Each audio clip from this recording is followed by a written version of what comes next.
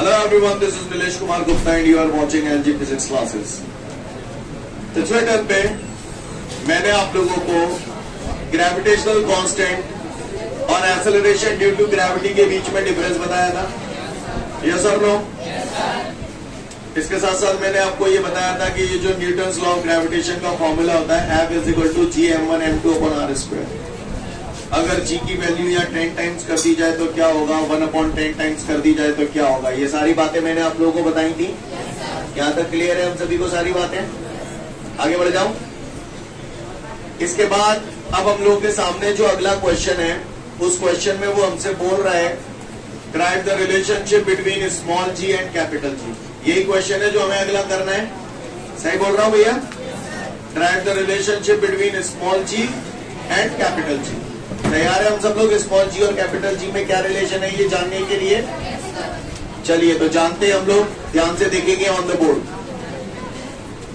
Small G होता क्या है वैसे? Acceleration due to gravity. क्या होता है small G? And what about capital G? Capital G is the gravitational constant. Capital G क्या होता है? ग्रेविटेशनल कांस्टेंट की वैल्यू फिक्स होती है.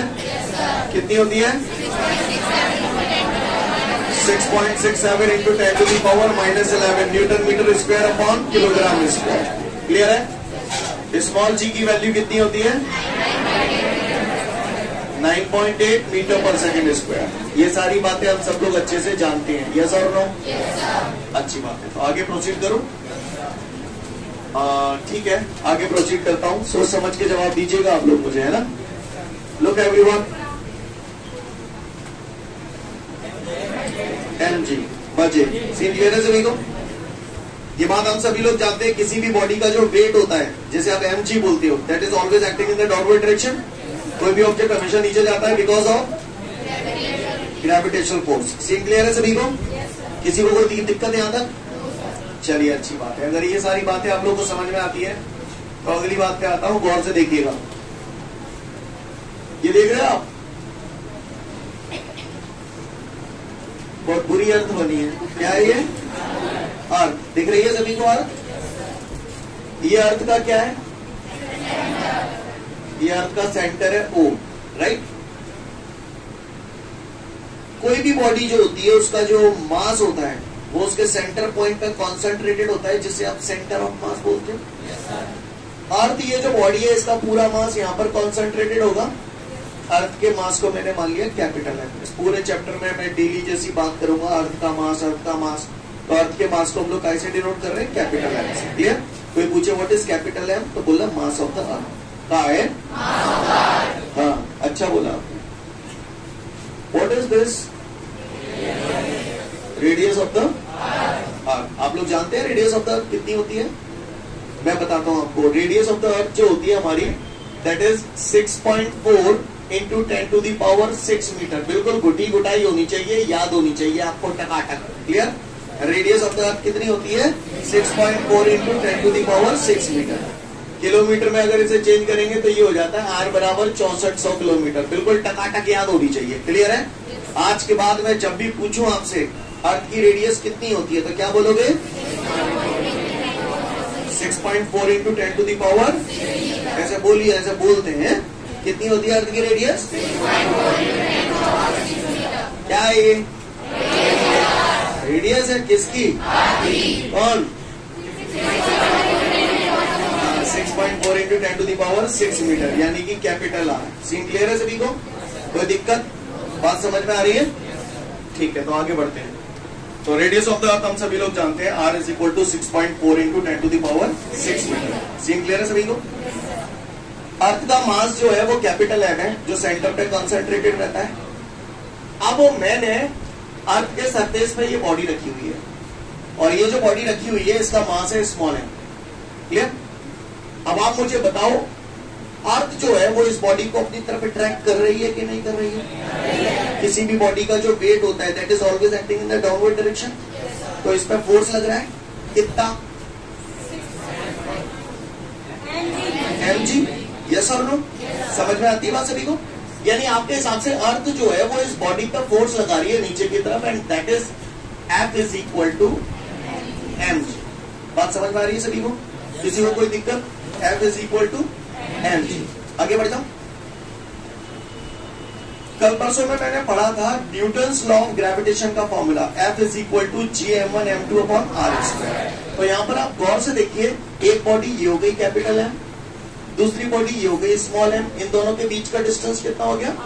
Capital R। तो ये फॉर्मूला लगा रहा हूं, F is equal to G m1 की जगह कैपिटल M, m2 की जगह अपॉन इनके बीच का डिस्टेंस कितना है? R square is equal to mg। m से m कैंसिल हो जाएगा, तो g is equal to gm upon r square. क्या मैं उम्मीद करूं आप लोग समझ गए? This is the relationship between small g and capital G। Scene clear है? स्मॉल g बराबर gm upon r square. I hope you understand. Scene clear है सभी को? स्मॉल g यहाँ पर एक्सेलरेशन ड्यू टू ग्रेविटी है, इसकी वैल्यू फिक्स होती है, हम लोग जानते हैं 9.8 मीटर पर सेकेंड स्क्वायर। अभी तक हमने जो पढ़ा है उस आधार पे हम लोग ये जानते हैं स्मॉल जी कांस्टेंट कब होती है, इसकी वैल्यू होती है 9.8 मीटर पर सेकेंड स्क्वायर। कैपिटल जी भी फिक्स है, ग्रेविटेशनल कांस्टेंट, जिसकी वैल्यू आप लोग कल परसों पढ़े थे 6.67 into 10 to the power -11 newton metre square पर किलोग्राम स्क्वायर। क्लियर है सीन सभी को? अब यहाँ पर capital M is the mass of the earth. Clear? Mass of the earth भी आपको याद होना चाहिए, 6 into 10 to the power 24 kg। अभी हम लोग निकालेंगे, डोंट वरी, है ना। और r is the radius of the अर्थ, ये भी फिक्स है, हमें याद होनी चाहिए अच्छे से। कई बार न्यूमेरिकल सॉल्व करते समय जरूरी नहीं है वो आपको रेडियस दे, आपको अपने आप रखनी पड़ती है। भाषा समझ में आ रही है मेरी आप लोगों को? सीन क्लियर है? तो फटाफट रिलेशन बिटवीन स्मॉल जी और कैपिटल जी देख लें। लेकिन एक बात और सुन लें, ये रिलेशन आपको याद हो गया? आज से 4-6 दिन बाद मैं किसी भी जगह अगर gm बराबर gr स्क्वायर लिख दूंगा तो आपको बुरा तो नहीं लगेगा, क्योंकि क्रॉस मल्टीप्लाई कर दूंगा तो gm बराबर gr स्क्वायर आ जाएगा। बात समझ में आ रही है सभी को? किसी को कोई दिक्कत? आगे बढ़ जाऊं? तो पढ़ लो इतना, फिर आगे की बात करूंगा। नेक्स्ट क्वेश्चन में मुझसे बोल रहा है calculate the mass of the earth and density of the अर्थ। अभी अभी मैंने जाना है g इज इक्वल टू होता है gm अपॉन r स्क्वायर। निकालना क्या है बाय द वे? आपको निकालना क्या है? आपको मास ऑफ द अर्थ। क्या निकालना है आपको? Mass of the earth. क्या निकालना है आपको? Mass of the earth. तो भैया मैं ये जानता हूं g बराबर gm upon r square. Scene clear है? इसमें मास ऑफ द अर्थ कौन है? Capital M। कैपिटल M की वैल्यू निकालनी है मुझे। r स्क्वायर को इधर ले जाऊंगा क्रॉस मल्टीप्लाई करके, और कैपिटल G को नीचे ले आऊंगा, तो M बराबर क्या हो जाएगा मेरा? gr square upon capital G। Clear? अब मुझे कुछ बताने की जरूरत नहीं, आप सब जानते हो। स्मॉल g की value 9.8, radius of the earth 6.4 into 10 to the power 6 का होल स्क्वायर। समझ में आ रही है बात? कैपिटल G की value 6.67 into 10 to the power -11। कहानी समझ में आ रही है आपको? समझ गए? इस पूरी रामायण को जब आप सॉल्व करोगे तो m इज इक्वल टू आ जाएगा तकरीबन ये 5.9 into 10 to the power 24 kilogram. 5.9 आ रहा है, तो मैं इसे अप्रोक्सीमेटली, ये जो सिंबल है इसको अप्रोक्सीमेटली इक्वल बोलते हैं। 5.9 की जगह 6 लिख सकता हूं, तो 6 into 10 to the power 24 kilogram. I hope you understand. Clear? अगर किसी ने मास ऑफ द अर्थ पूछा तो बता देंगे, ये याद रख सके तो ज्यादा अच्छी बात है। क्लियर? हालांकि बहुत ज्यादा यूज में नहीं आएगा, पर याद हो तो अच्छी बात है। समझ गए मेरी बात को? निकाला कैसे है, कहानी समझ में आ रही है आप सभी को? कोई दिक्कत? ये आ गया हमारा मास ऑफ द अर्थ। पहले मास ऑफ द अर्थ देख लें, फिर डेंसिटी ऑफ द अर्थ बताऊंगा। इसके बाद हम लोग कैलकुलेट करने जा रहे हैं डेंसिटी ऑफ द अर्थ। क्या कैलकुलेट कर रहे हैं? ओके, तो डेंसिटी ऑफ द अर्थ हम लोग कैलकुलेट करेंगे। उससे पहले we all know that g is equal to gm upon r square. ये बात हम सभी लोग जानते हैं, g is equal to gm upon r square. अब मुझे डेंसिटी निकालनी है। क्या निकालनी है? डेंसिटी। तो चलिए देखते हैं। g is equal to g upon r square. काय की कमी पेशी है? m की। बचपन में सुना था हम लोगों ने, डेंसिटी को रो से डिनोट करते हैं। डेंसिटी के दो सिंबल हैं, डी से भी डिनोट करते हैं और रो से भी डिनोट करते हैं। समझ में आ रही है बात? क्लियर? मैंने यहाँ पर इसे कैसे डिनोट किया है? रो से। डी से क्यों डिनोट नहीं किया, इसका जवाब आपको कल मिलेगा, क्योंकि कल मैं अर्थ के सरफेस से जब डेप्थ में जाऊंगा तो वहां डेप्थ को डी से शो करूंगा, तो आपको कंफ्यूजन ना हो, इस वजह से यहाँ से रो से डिनोट किया जाएगा। कहानी समझ में आ रही है? डेंसिटी का फॉर्मूला क्या होता है? Mass upon volume. क्लियर? ये रो जो है that is the density of the earth, M जो है that is mass of the earth, V जो है वो वॉल्यूम ऑफ द अर्थ। तो मास इज इक्वल टू क्या हो जाएगा? सही जा रहा हूं मैं? बोलो भैया। तो एम की जगह रो वी लिख दो, एम की जगह रो वी। स्टेप समझ में आया सभी को? किसी को कोई दिक्कत? जी बराबर capital G upon R square, rho as it is. ये रो क्या है? What is rho? Density of the. What is V? Volume of the. Volume of the earth कैसी होती है? अर्थ स्फेरिकल शेप की होती है। What is the volume of sphere? 4/3 pi R cube. मालूम है वॉल्यूम ऑफ स्फीयर? क्योंकि अर्थ spherical shape की होती है और स्फीयर का वॉल्यूम हम सभी लोग अच्छे से जानते हैं, 4/3 pi R cube. Scene clear है सभी को? तो v की जगह मैंने यहाँ पर रख दिया 4/3, नीचे ले लो, पाई आर क्यूब। स्टेप समझ में आया आपको? आर स्क्वायर से क्यूब कट जाएगा। बोलो भैया, सही जा रहा हूं ना मैं? तो g इज इक्वल टू आपका बचा यहाँ पर 4/3 पाई आर, 4/3 पाई आर रो जी। यही तो बचा। मेरे कहने से ये इसमें डब्बा मार लेना, ये फॉर्मूले डायरेक्ट, जैसे आपको g बराबर गमार स्क्वायर याद है ना, gm अपॉन आर स्क्वायर, इसकी भी आदत डाल लेना डेंसिटी के टर्म में। g बराबर 4/3 पाई आर रो जी। काम आएगा कॉम्पिटिटिव एग्जाम में कौन? फिलहाल मेरा टारगेट डेंसिटी निकालना है। क्या निकालना है हमें? जहां पे डेंसिटी को है रो की वैल्यू निकालनी है, तो 3 जालंग ले जाओ, तो ये क्या हो जाएगा? 3g। बोलो भैया, कहानी समझ में आ रही है? और बाकी का 4 पाई आर जी कहां ले आऊं? तो ये आ गया 4 पाई आर जी बराबर क्या हो गया? रो। कहानी समझ में आ रही है सभी को? किसी को कोई दिक्कत? आगे बढ़ जाओ, आगे बढ़ना। तो रो बराबर 3, जी की वैल्यू 9.8 डिवाइडेड बाय 4, पाई की जगह जोर से बोलो 3.14। एक बात बोलूं आपको, है ज्यादातर जब भी पाई की वैल्यू रखने की नौबत आए तो आप 22/7 को प्रेफर किया करो। क्लियर है? 3.14 की बजाय 22/7 को प्रेफर किया करो, क्योंकि 3.14 एक कंप्लीट आंसर तो नहीं है, और भी आगे आएगा, लेकिन 22/7 तो चकाचक आंसर है ना। तो 22/7 रखोगे तो कई बार यहाँ पर अगर आप 22/7 रखते ना तो कट जाती हैं चीजें इजीली। समझ में आ रही है मेरी बात? हालांकि ये भी रखोगे तो भी चलेगा, अप्रोक्सीमेट आंसर आएंगे, 100% करेक्ट है। क्लियर है? आगे बढ़ जाओ। फिलहाल हमारा क्या हो गया? 3g ये हो गया 4, पाई की जगह ये रख दिया। रेडियस कितनी होती है? 6.4 इंटू 10⁻6। अब क्या है? 7 और 4 6.4 इंटू 10⁻6। अब कैपिटल जी की वैल्यू कितनी होती है? 6.67 इंटू 10⁻⁻7। कहानी समझ में आ गई?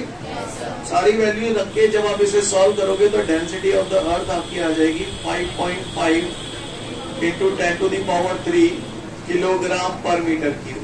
क्लियर? याद हो जाए डायरेक्ट तो अच्छी बात है, नहीं है तो फिर कैलकुलेट करके निकाल सकते हैं, ज्यादा यूज में नहीं आएगी आपको, इसी क्वेश्चन से मतलब की है। क्लियर है? समझ में आ रही बात? लेकिन हाँ, इसमें मैंने ये जो डिब्बा मारा है ना, ये फॉर्मूला बच्चे से याद रखना, ये आपको बार बार हेल्प करेगा आगे, है ना? यहां तक बात समझ में आई? डेंसिटी ऑफ द अर्थ हम लोगों ने कैसे निकाली है? सीन क्लियर है? क्या आ गया हमारा 5.5 into 10 to the power 3 kilogram पर मीटर क्यूब। कोई दिक्कत? फटाफट देख लो फिर आगे बढ़ूंगा।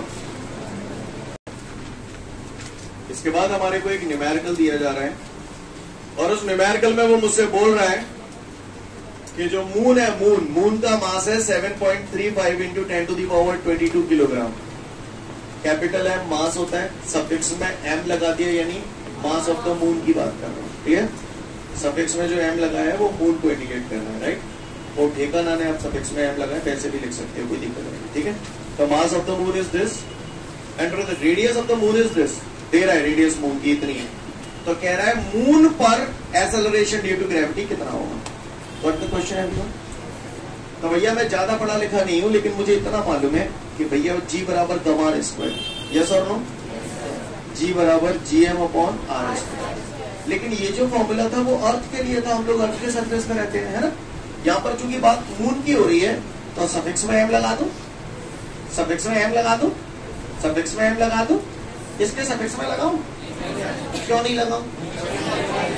लगा दो तो कोई दिक्कत ना, वो तो हर जगह कैपिटल जी की वैल्यू तो सेम रहती है। समझ गए मेरी बात? तो तब को परेशानी तो भैया निकाल लो। कैपिटल जी की जगह क्या लिख दूं? 6.67 into 10 to the power -11। Mass of the moon दिया है पट्ठों ने 7.35 into 22 divided by radius of the moon 1.7 into 10 to the power 6 का होल स्क्वायर। अब तो कर लोगे, सीन क्लियर है सभी को? तो इसको जब आप सॉल्व करोगे तो ग्रेविटी ऑन द मून कितना 1.7 आ रहा है, 1.7 मीटर पर second square. Note it down everyone. इसके बाद हमारे सामने अगला न्यूमेरिकल दे रहे हैं और अगले न्यूमेरिकल में मुझसे बोल रहा है the acceleration due to gravity on the surface of the earth is 10 metre पर सेकेंड स्क्वायर। वैसे होती कितनी है, पर उसमें क्वेश्चन में 10 दे रखा है, राइट, जिससे कैलकुलेशन आपकी इजी हो जाए, ठीक है। तो वो कह रहा है acceleration due to gravity on the surface of the earth is 10 metre पर सेकेंड स्क्वायर। आगे बोल रहे हैं क्वेश्चन में the mass of the Mars, Mars समझते हो ना, प्लैनेट्स, है ना। the mass of the Mars is 1/5 of the mass of the earth and radius of the Mars is half of the radius of the earth. Then calculate the acceleration due to gravity on the Mars. Got the question everyone? समझ में आ रही बात सभी को? अच्छी बात है, अगर इतनी गई समझ में आ रही है तो फिर बात एक बात। वैसे तो ये बात तो शायद मैं पहले भी बता चुका हूं, मैं श्योर नहीं हूं, लेकिन बता चुका हूं। और फिर भी अगर बताई है तो अच्छी बात है, नहीं बताई तो देख लो। दो तरीके से मैं इसे कराऊंगा, ठीक है। दोनों तरीके देख लेना, जिसको जैसा अच्छा लगे वैसा कर ले, ठीक है। सबसे पहले 11th के पॉइंट ऑफ व्यू से हम लोग चलते हैं। कौन से पॉइंट ऑफ व्यू से? तो सबसे पहले तो अर्थ पे ग्रेविटी। भैया मैं ज्यादा पढ़ा लिखा नहीं हूं, लेकिन मुझे इतना मालूम है जी बराबर GM अपॉन R स्क्वायर होता है। बोलो भैया होता नहीं होता? अगर दो चीजों की बात हो रही है यहाँ पर, एक तो अर्थ की हो रही है और मार्स की हो रही है, तो सबसे पहले ग्रेविटी अर्थ में निकालते हैं। तो GEMERE, बोलो भैया समझ में आ गई बात? इक्वेशन नंबर मार्स पे आप बोलो क्या लिखूं?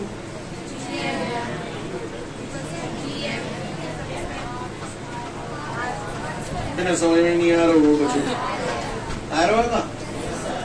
Divide equation 2 by equation 1। Clear? Divide equation 2 by equation 1। चलूं आगे? चलिए, तो सेकंड में फर्स्ट का डिवाइड करूंगा तो LHS में LHS का, RHS में RHS का, बोलो भैया। तो ये हो जाएगा अपना GM upon GE is equal to क्या लिखूं भैया? GMM upon RM square divided by GME upon RE square. काउगे को परेशानी? G से G कट गया, आगे बढ़ जाओ। यहां तक बात समझ में आ रही है सभी को? तो GM अपॉन सॉरी मैंने मिस्टेक कर दी ना, GM अपॉन GE है ये, तो वो कहना रहे हैं, तो वो देख रहे हो, देखें कहा करते हैं, देखें कहा करते हैं। तो GM अपॉन GE क्लियर है यहां तक, इज इक्वल टू ये हो गया हमारा MM अपॉन RM स्क्वायर। ये ऊपर जाएगा तो पलट जाएगा, नहीं पलट जाएगा, तो ये हो जाएगा RE स्क्वायर अपॉन ME। अब कोई परेशानी, आगे बढ़ जाऊं तो इसे GM अपॉन GE बराबर, जाए नेक्स्ट सजाएंगे लिख दूं तो गौर से देखना, MM अपॉन ME और इसको मैंने लिख दिया RE अपॉन 2 का स्क्वायर। आगे तो ऐसा होल स्क्वायर लगा दो, बुरा तो ना लग रहा हुआ, लगे लग जाए। सीन क्लियर है? आगे बढ़ रहा हूं, बताओ भैया। GM तो मैंने भैंसों की, GE कितने का, GE 10 बराबर। अब आ जाओ इधर, MM कितना है, 1/5 ME बटे ME, बोलो भैया। RE RM half RE square है तो RE जारी, ME से ME कट गए। GM upon 10 is equal to 1/5 है, ऐसे लिख दू, बुरा तो ना लग रहा हूं। ये 1/2 कहां पहुंच जाएंगे, और 2 का होगा क्या हो जाएगा, समझ गए ना। ये मैं ही में 5 1 5, 5 2 से 10, बुरा लगा। ये वो लेकिन GM का 1 से मल्टीप्लाई करूंगा तो GM 2 का इधर मल्टीप्लाई करूंगा, बताओ कितना हो जाएगा, 1। समझ में आया बात आपको? का हुए को परेशानी उतार लियो पहले, फिर आगे की बात करेंगे।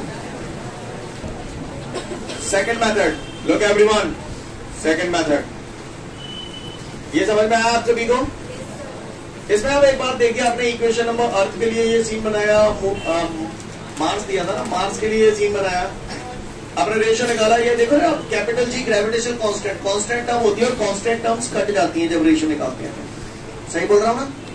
आप देखिएगा सेकंड मेथड, जो अच्छे बच्चे हैं मेरी बातों को ध्यान से सुनना, सेकंड मेथड भी और थर्ड मेथड भी, दोनों को बहुत अच्छे से सुनना, आपको हेल्प करेगा कॉम्पिटिटिव एग्जाम में, राइट।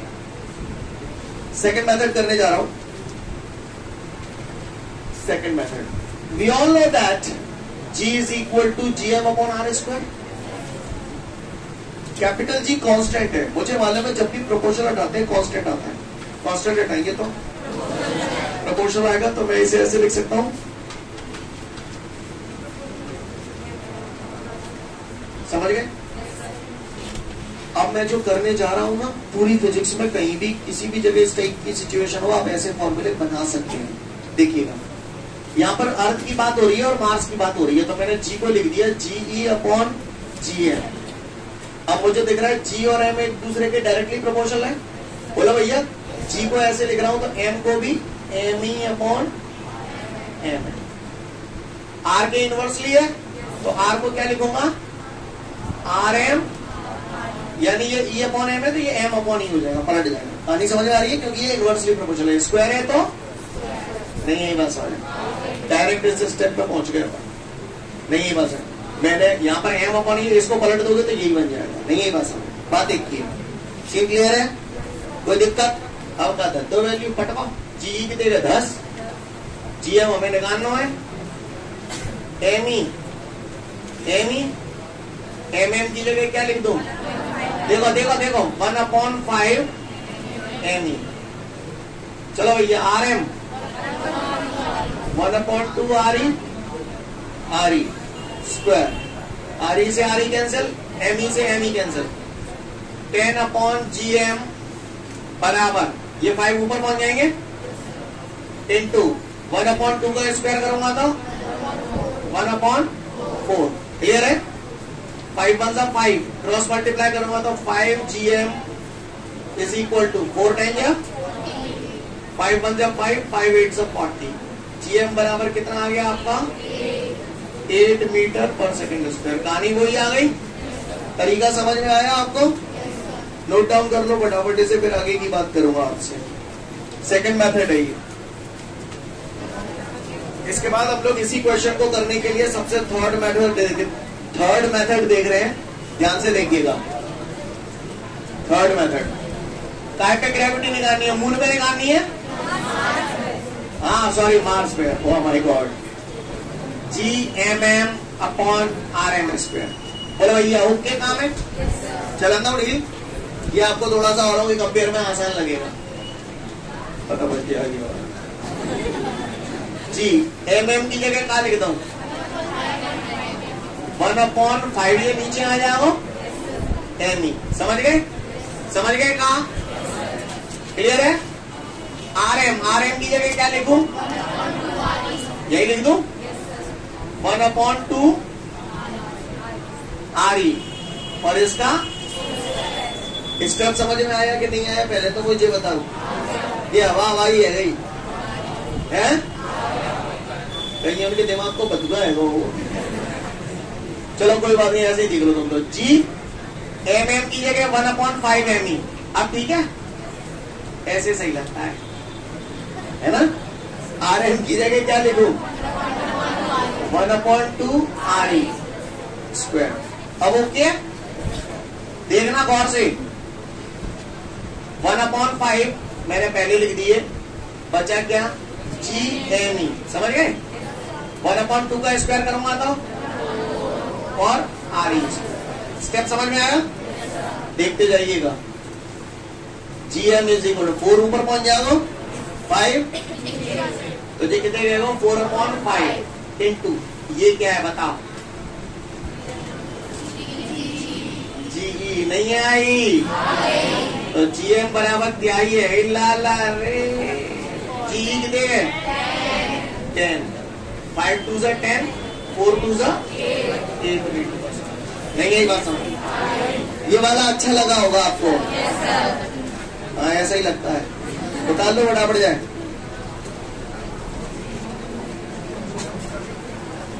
ठीक है, तो आज के लिए पर्याप्त है, कल फिर मिलते हैं। Thank you everyone, have a great day to all of you guys. जय हिंद।